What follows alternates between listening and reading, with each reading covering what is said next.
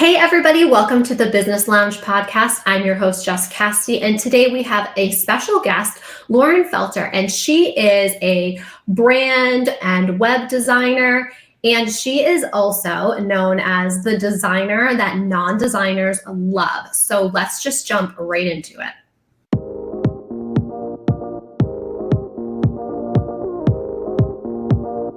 Thank you for having me. Hey, Lauren, thank you so much for being here. I know that, our audience, which is just filled with online entrepreneurs, they are service providers or digital product based businesses, and most of them, I won't say all, but a lot of them really struggle with brand development, brand design, and just kind of tying it all together with their message and their story. So I would love to, bend your ear a little bit about that today. But before we dive into all of that, can you just take a little time to tell us a little bit about you, what you do, how you got started? Yeah, so I actually started my professional career working in college admissions. So I eventually worked my way up to overseeing marketing and technical systems for a university admissions office. And I was also teaching as adjunct faculty a course called Visual Communication, which taught mass communication students how to create flyers and videos using the Adobe Creative Suite. That kind of tells you when that class took place because Canva did not exist. Yes. And I did that for about 6 years. Then I did a quick stint in corporate consulting, and I had always had a desire to work for myself. And so I quit my job in January of 2020, and I said, I'm going to go out on my own and I'm going to figure out this entrepreneurship thing. It was a twisty, windy journey, and I didn't land on what I'm doing now until several years ago. But now I offer done for you custom branding and custom websites. And I also have several courses all for non-designers and online business owners to DIY their own branding, their website, their content, and many other things. Oh my gosh, I love that so much. And I love the fact that, you tap into those people who really want to do it themselves and they're not quite at the level of hiring somebody, or they may just be scared and nervous to do so. So I think that's such a great, passage to get people, to know you and learn about you, and also, play around in their business a little bit with some DIY services. So I love that. Yeah, it's really important to me, and I take an educational and an empathetic approach in my course, work, and then also with my clients, because so many people have had negative experiences with graphic designers not being able to explain their thought processes or concepts, or that they felt like they were kind of pigeonholed into an end result. And so it's really important for me to make sure that my students and my clients understand the why behind why we do things, why decisions might get made, why one concept might be better for their business over another, and all those sorts of things. And speaking of that, really what determines what a good design is, and like, why does it matter that somebody's branding and their designs on, their products and their services and their websites and social media even matter? Yeah. So I actually saw a Facebook post yesterday. I'm in a lot of Facebook groups, and someone said, "Hey, I'm making a new logo. Which one do you like better?"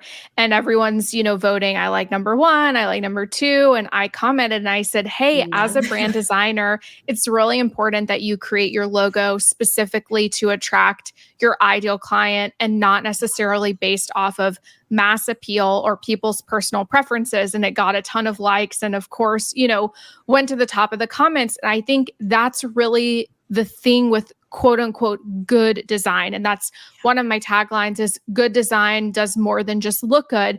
It actually gets you results for your business. And so people think of good design as like aesthetically pleasing, or that would be in Vogue, or that would be in a Nike ad or something like that. And yes, there is a component of good design as looking good, but it's attracting the people that we want to attract. It's keeping them engaged long enough with the content to actually see our value. And then it's establishing trust to actually get someone to take action, book as a client, make a purchase, inquire, whatever that next step is that we want them to take. Wow, that's so true because I see so many people asking, opinions on, logos and stuff. And they're just, I mean, the people that are responding are just picking, like what colors they like Yeah. best, basically, or, like what font choices and stuff. Mhm. And definitely have never really considered how that actually, goes into the people you're calling. Yeah. And so that's why I teach this in my branding course. And then I also do this with my clients is I say, what are 5 words that you would want your ideal person to use to describe your business when they get to your website for the first time, or they see your Instagram, or you hand them a flyer? Like, what are those descriptive words or adjectives? And so thinking of a brand like Apple, we would probably say modern, innovative, and cutting edge. And you can see that with every single font, every color, every shape. And so that's what we need to do with our own branding is decide what are those words we want someone to use to describe us and make sure that we're choosing fonts, colors, and shapes that align and use them consistently across every single thing that we're creating. And very simply, that is branding. And that is so interesting, that you've said that, and especially about Apple, because their brand is very noticeable. You definitely can tell exactly what company it is when you start to see something from them. And I think that really speaks very interestingly to, our audience and stuff, because when they're thinking about fonts and colors and stuff, they're just thinking about like what they like, what looks good to each other, and not really the purpose behind it. So I guess like the font and stuff does matter, but just not in the way that they're using it, probably. Yeah, most people are choosing their branding willy-nilly, like just what I like today, what looks good today. Yeah. They're choosing their favorite, they're choosing their friend's favorite, they're going to Pinterest and they're searching brand or social media manager color palette and they're using verbatim what's given to them, or they are choosing something that's super trendy looking that looks like what everyone else is doing because they feel like that's how they're supposed to look. Mhm. And the reality is that if you're doing any single one of those things, you're going to blend in and you're just going to have to explain yourself that much more because as online service providers, we are inherently like our personality is inherently our business's personality. And so if we are fun and quirky, we want that to come across with our visual branding and with our copy so that when people show up to a call, they're so excited to meet this fun and quirky person. They're not caught by surprise. They don't have to be explained to that I'm fun and quirky. Like they're there because you're fun and quirky, and that already came across with your online presence.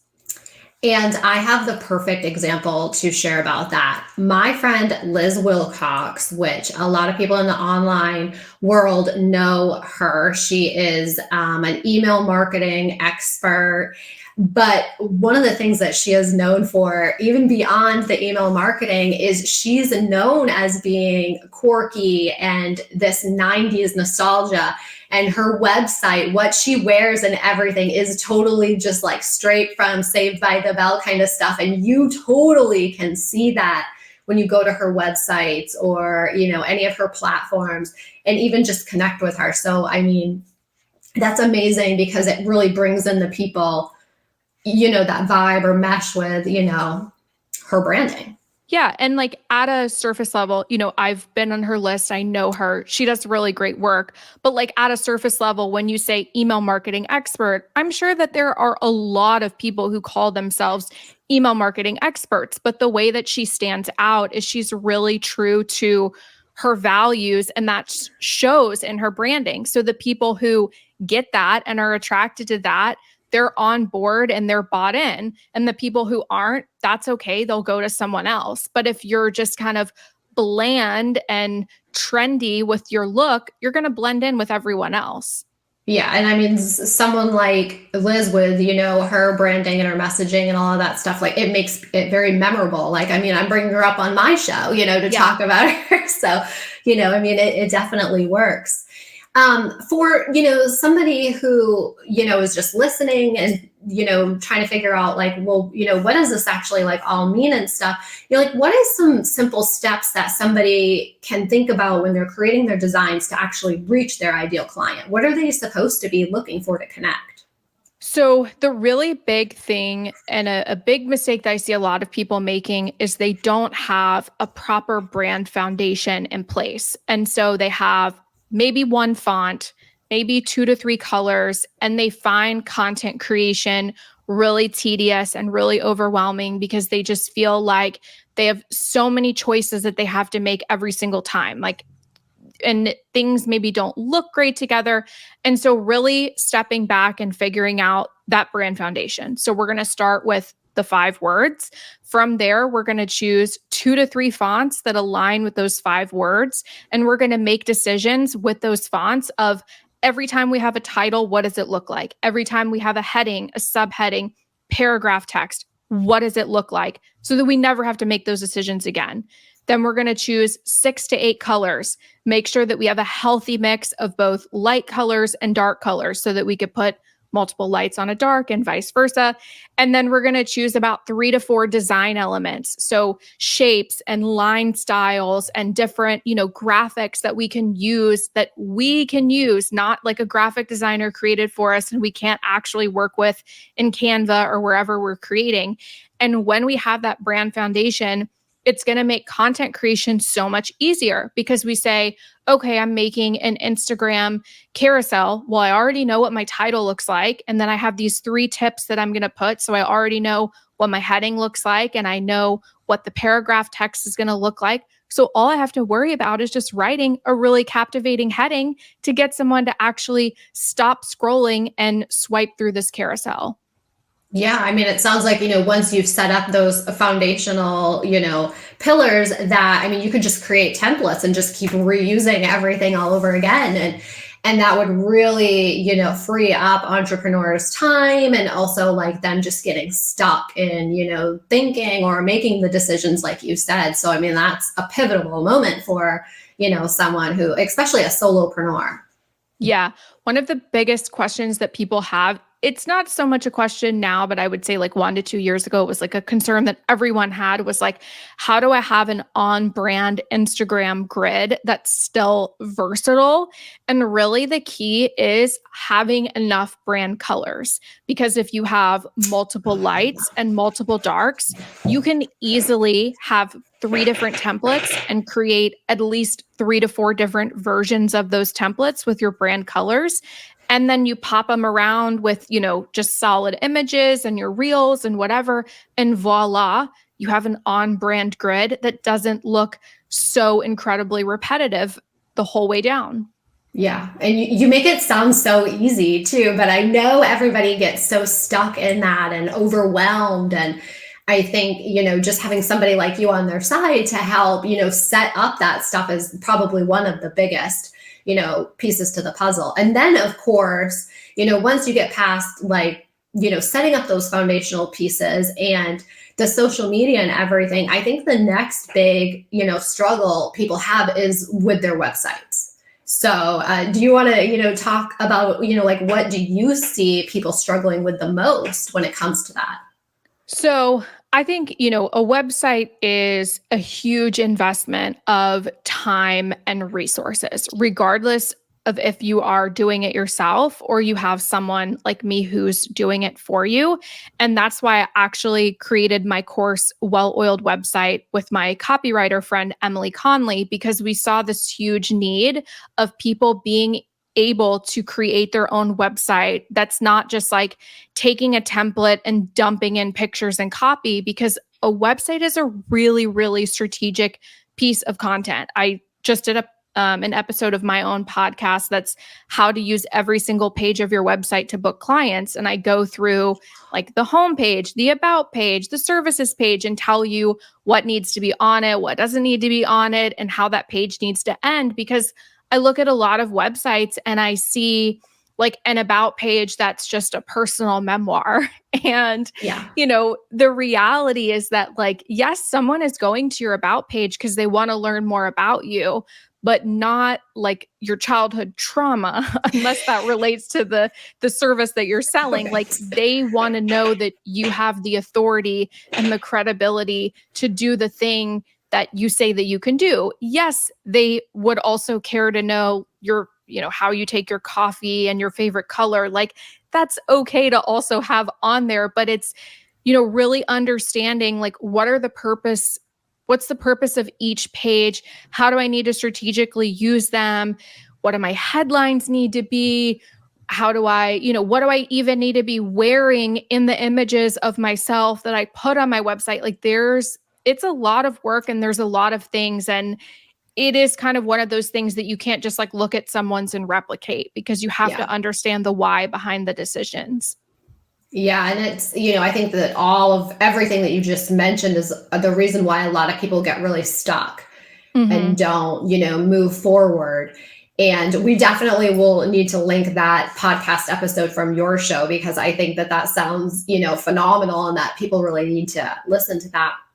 But what I find a lot with my, business clients is that they just have all of these pieces that they get so overwhelmed with, they just don't even start. And, just not having a website at all is like, well, that's not really good, because like, where are people going to go? I mean, it's not good.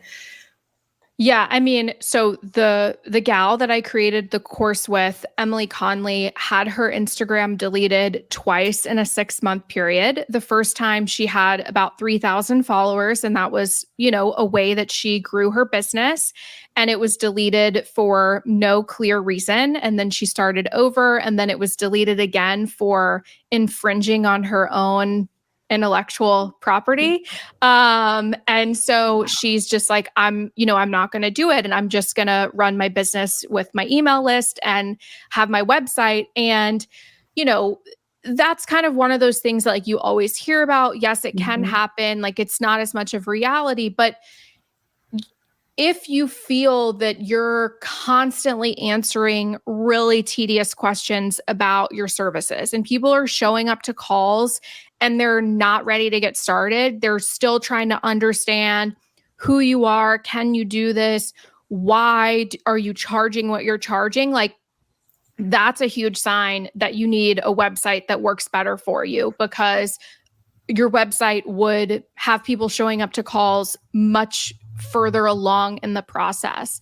Also, if you just don't feel like you're attracting best fit people, then maybe you have a website that's not positioning you strongly enough, with your differentiator. Like if people are shopping 5 different people who do what you do and they don't understand what makes you special, then you either don't have a website or you don't have a website that's differentiating you properly. So it's not just like, I always say, your website is not just a business card. It's not just a dumping ground of testimonials or prior work. Like it is a strategic piece of content that plays a critical role in getting someone to book with you.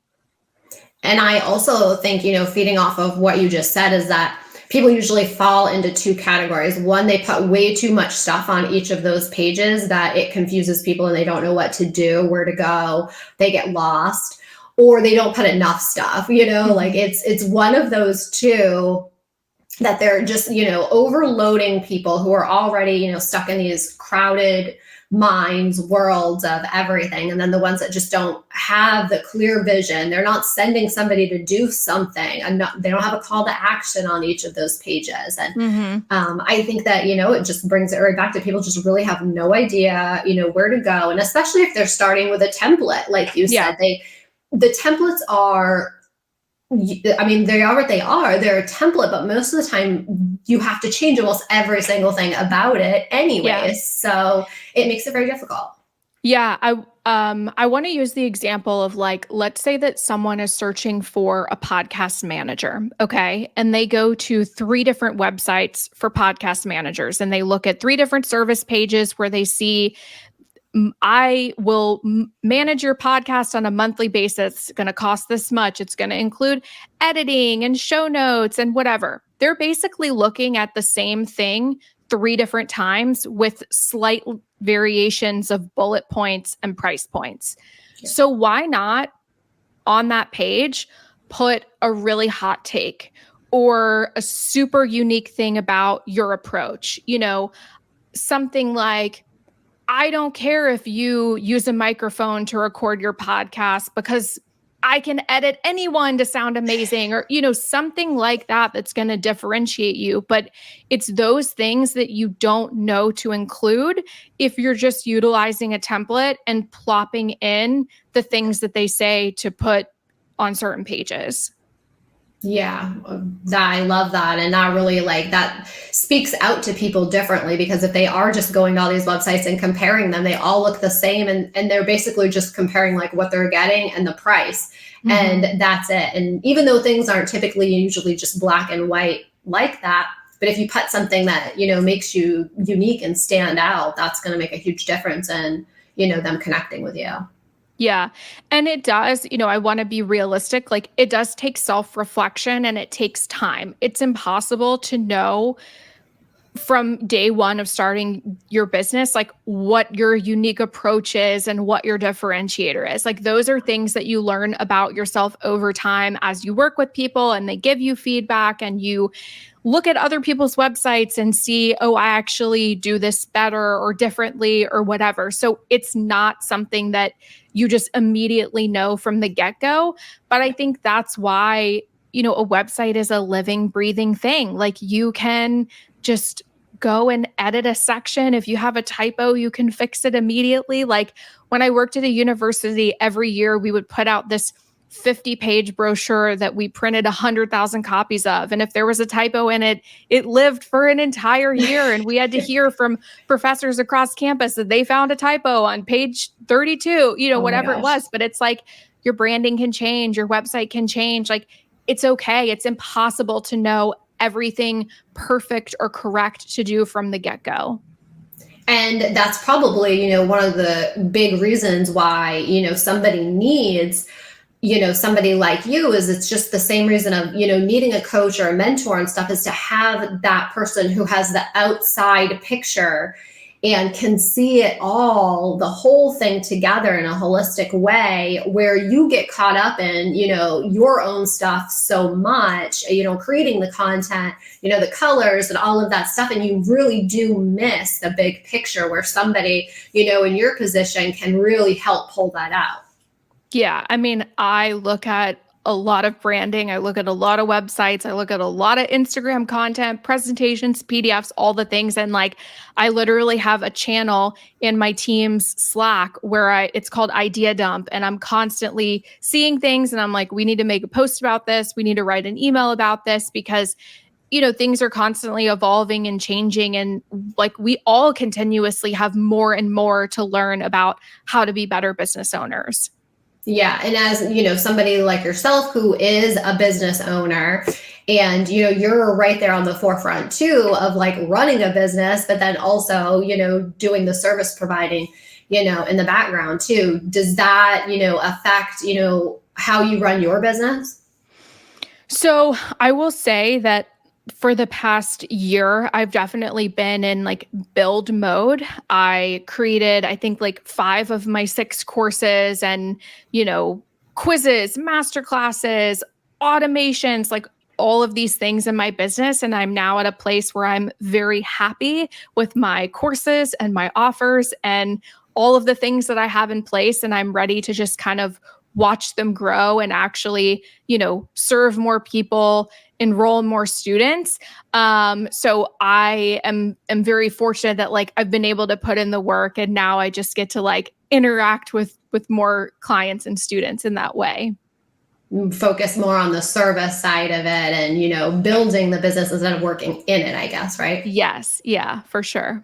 Yeah. And that's really hard for a lot of people, to separate those two and to get to the point where they are, because a lot of people get so caught up on, the design aspects that they just are constantly redesigning their products and their services and their packages and everything, that they, miss out on actually getting sales and business in, because they're just constantly stuck on that wheel.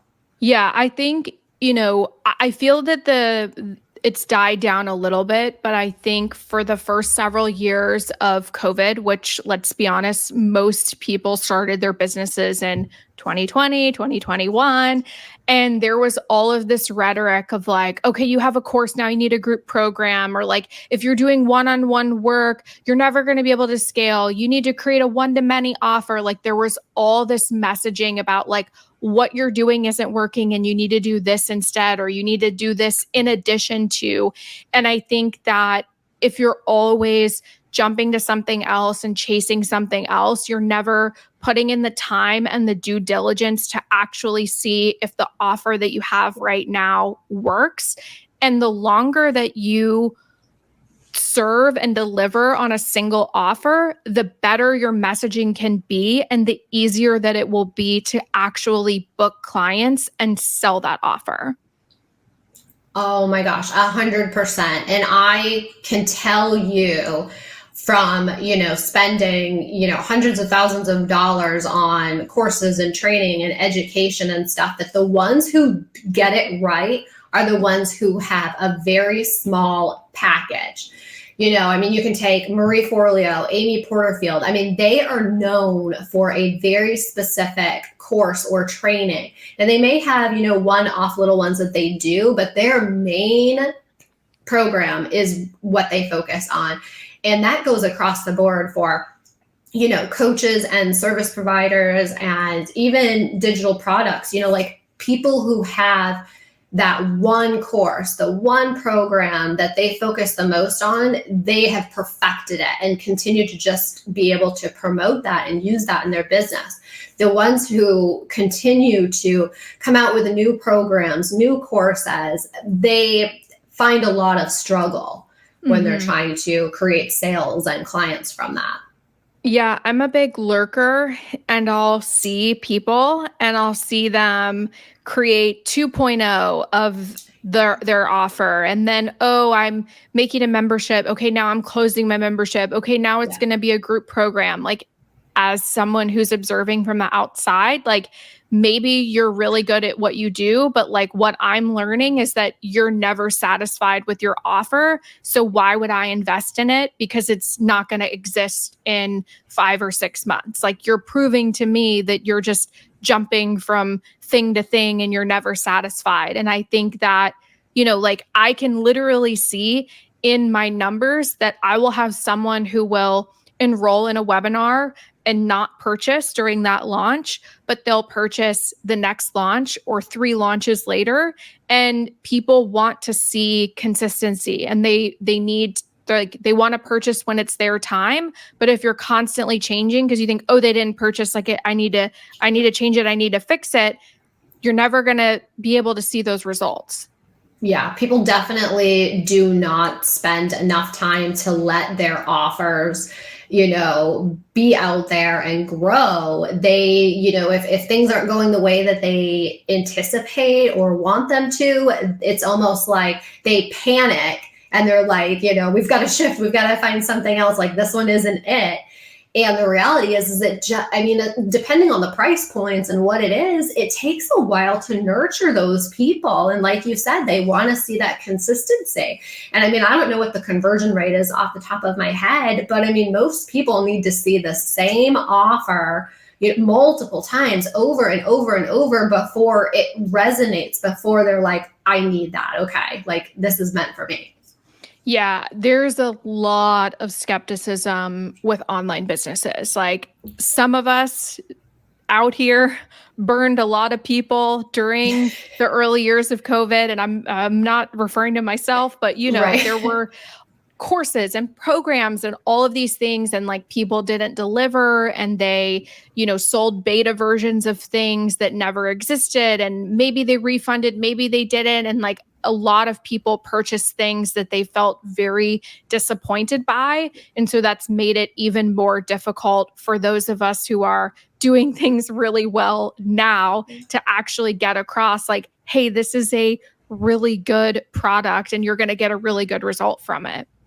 Yeah. And it's so hard to convince people of that, especially if, you've paid a lot of money for coaches or courses and trainings and very disappointed by what you get. I've done it and, I'm almost always disappointed when I shell out money and you feel like you're very misled. And I guess, it's good on their part because their copy, is phenomenal, or, their branding, their messaging, but you feel like whatever they have is going to solve your problems. It's going to instantly, make everything better. And then you get in there and you're like, this is just like everything else I've learned and seen. And, I think that is a big problem with the consumer as well, because they're always looking for, a quick fix and stuff. But I think, like your point to the whole thing is really that we all have to work so much harder in our messaging and our design and stuff to really connect with our perfect ideal client, to make sure that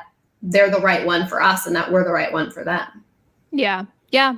And I will just say, like, being consistent over time, like, that's going to build trust with people. And the ones who, are consistent like that, they're the ones that have been in business for a long time. And you can see they have a huge, following and support system for, their programs and for themselves. So I think, that it really should be said that, the ones who focus on very specific niches and stop pivoting and stuff really is the winner. Yeah. Yeah, I would agree. And it's just so hard because, as the entrepreneurs, especially in the online era, we just get so caught up in, all of this stuff. And I think, your services are just really what a lot of people need, because they just can't do everything themselves. And I love that you have these courses and, all of this stuff for people, who do, think that they want to do DIY or whatnot, but to help them do it successfully if that's what they choose. Yeah. Yeah. And, coming from being an adjunct instructor at a university, like, I taught college students who were journalism majors and they did not want to make a video and make a flyer. And I taught them, how to use Adobe InDesign to create a flyer, like excessively over the top for what they actually needed to do, So I know what it's like to feel such dread and to feel like I'm not creative, I'm not artistic, I should not be doing this. And I really break it down into, these are the 3 things you need to do, or these are the 6 steps to follow. And I promise you, we will get a good end result. Yeah, I love that. It's exactly what people need. Mm-hmm. So, speaking of that, can you tell us a little bit about, what your packages look like, what it would look like if somebody were to work with you, and how they can connect with you?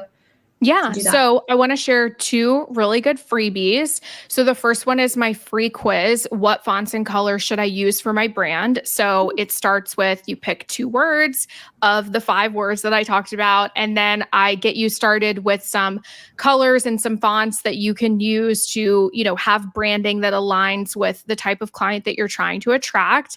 And then I also have a free masterclass, which is 5 things your homepage needs to book more clients. So we go through all of the different components of the homepage of your website from a design and a copy standpoint to give you some really actionable strategies that you could implement immediately after watching to actually move the needle for your business. But for my done for you work, I work with a lot of service-based business owners who are a little more established, typically in like the 2 to 4 year mark.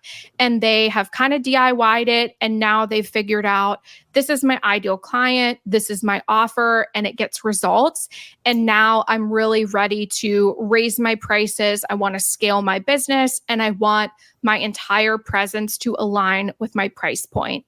So I do custom branding, which is fonts, colors, logos, how to use all of them, plus custom designed assets, and then onboarding so that you know how to customize them and how to, make necessary tweaks and things like that. And then my custom website service is, custom design, copy, SEO, strategy, training, onboarding. Like, it's your website. I want you to know how to use it, and I want it to actually get results for your business so that when your ideal person gets there, they know, oh my gosh, this is for me. I need to work with this person immediately. That's what we all need, right? Yeah.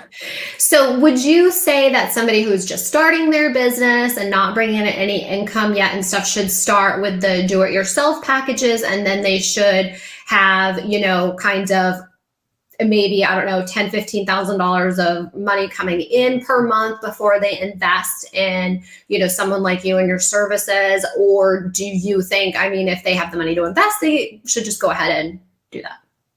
Yeah. So if you know who your ideal client is, you know what your offer is, you know that it works, then yeah, let's go ahead and work together for the done for you work.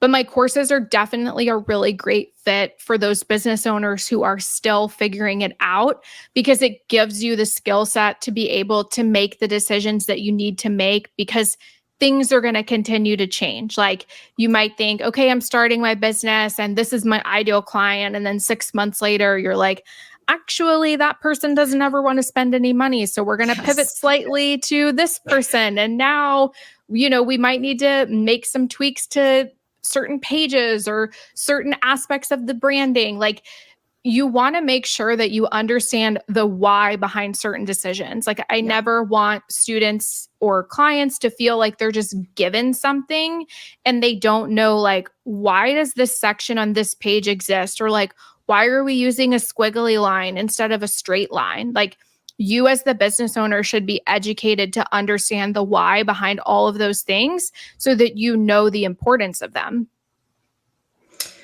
Yeah, definitely, because if you are left on your own to carry that over through your social media and whatever not too, you need to know which parts to be using and why, right? Yes. Yeah, exactly. So what would you say is the time that somebody should keep their branding or their offers, to give it time to see if it's the right branding and the right offer and everything before they would go in and change that all? So for branding, I think it's natural for all brands to kind of make some evolutions every 2 to 5 years. So you don't want to constantly be changing aspects of your visual brand, because again, that's going to lose trust in your audience.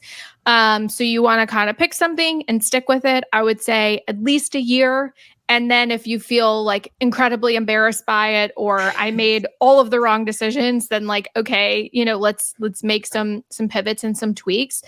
I think with the offer suite, like maybe less than that. Like, I would say that if you create an offer, well, we never even talked about market research, that I'm like the biggest fan of market research. And I would never recommend launching something without actually talking to your ideal client and asking, like, do you need this and would you pay for it? Yeah. But let's say that you do market research, you have an offer, and you are consistently talking about it for 6 months and no one is booking it. I think it's safe to say that something about the messaging, the audience, or the offer isn't working. Yeah. And so let's try to focus on like one thing at a time. Like when it comes to A/B testing, it's not like A, B, C, D, E, F, G testing. It's A, B. It's let's try, like, let's make like one tweak and see what's different about it. But, kind of going back to market research, like if you're saying, okay, my offer doesn't work, like I've done it for six months, I've talked about it, no one's booking it. You can't just guess. Like you have to at some point talk to people to figure out like what about this is not resonating, because you'll just continue to guess unless you talk to your ideal clients. Yeah, and I think, the majority of the time is it doesn't have anything to do with the offer. It's the messaging and, how they're trying to present it or sell it, the marketing part of it. I think that people really flubber on. Because typically, they know, what people need and how to help them get it, but it's selling that to them, because people do not resonate with, just the bare minimums anymore and stuff. They really need to be convinced, and they need, all of that messaging and stuff to really reach them. And that's, I think, the hard part of everyone and why they need, a professional to come in and help them with that area. Yeah, I mean, like I'm a really straightforward person. I'm very like logical, very black and white. And I used to talk about my offers as like just strictly features. Like I would talk about my website and I would be like, well, you're going to get 5 pages and you're going to get training and it's a WordPress website. And like those were the things that I just kept saying over and over and over again. And it wasn't until I started talking about like, hey, if you're experiencing these pain points right now, it means you need a new website. And like when you get a new website, these are all of the benefits that your business is going to have. And, like all of those additional things are really necessary to be able to sell your offer. And so often as the service provider, people focus on you're going to get 10 posts a week and 1 monthly call. And it's like, I don't care. Like that doesn't move the needle for me to make a purchase. Yeah, and that's exactly what it is. That's, the whole big picture there, just what you said and everything, especially solopreneurs and stuff, like they just want to do the work. They want to do the servicing. They want to do the coaching. They want to, do the deliverables. They don't want to do all that other stuff that it takes to get people to sign up and do the thing. And just like you said, making it resonate with people of their pain points and the solutions that you're going to provide and stuff, that's what sells it all. And bringing that awareness to the pain points. Like, I talk about if creating content is really, really difficult for you because you feel like you have to make a ton of tiny decisions, you need better branding. Like that is not something that most people know or understand. And so there are very likely problems that your client is facing that they do not understand that your service can solve. Yeah. And, on the flip side of that too, when you're saying, like, is your website, like, are people going to your website and they're not purchasing, like they're not thinking like that people not buying stuff from them or signing up has anything to do with their website, right? Like if you were to just go to them and be like, hey, I'm a website designer. Do you need a new website? People are going to be like, no. But then when you're like, okay, well, like, how many people are going to your website? How many people are, opting in? How many people are signing up? And then you're like, okay, well, there's something wrong there. Yeah. Yeah. I actually just signed on a new client this morning. She is a CPA firm and she does tax strategy specifically for CEO mom service providers. So her whole thing is I want to help you save on your taxes so that you don't have to work as hard in your business and you can spend more time with your kids. And so typically on a website, we have like a results page or a portfolio page where we would have, more visual results like for like an interior designer or something, or more hard numbers like a social media manager.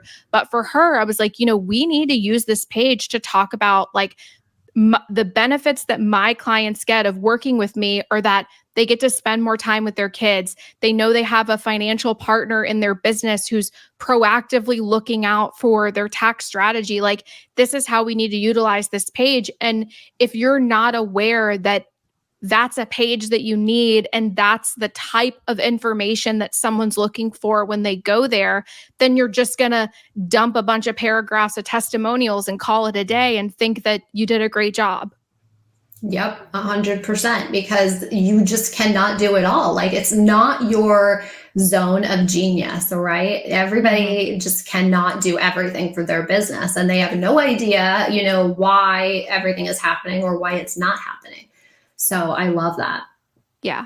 Yeah, absolutely. So can you tell everybody how they can connect with you, how they can reach out to you for more information? And obviously we're going to share all of Lauren's links and a link to her podcast and her link to her freebies that she's had too. But can you let everybody know how they can reach out to you?